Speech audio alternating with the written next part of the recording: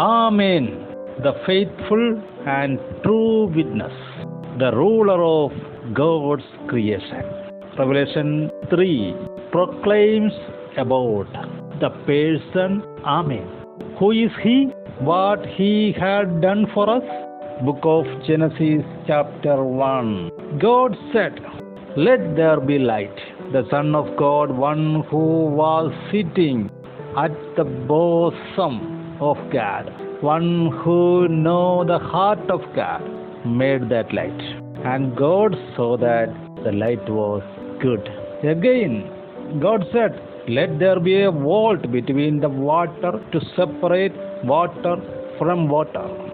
Amen. Son of God did so. Again, God said, "Let the land produce vegetation, seed-bearing plants and trees." Amen. And it was so by Son of God.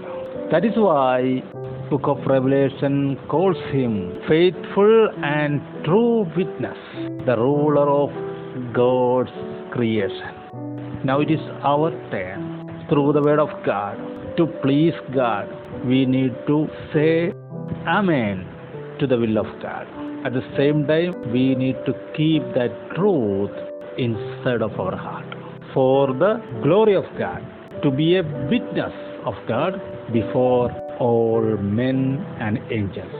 Jesus said to his disciples, "If you bear fruit in me, you will be called as my disciples, and all the world will know that you are my disciples."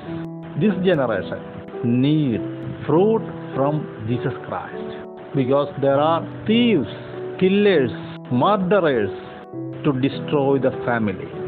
So Jesus Christ wants a servant, one who is faithful and true.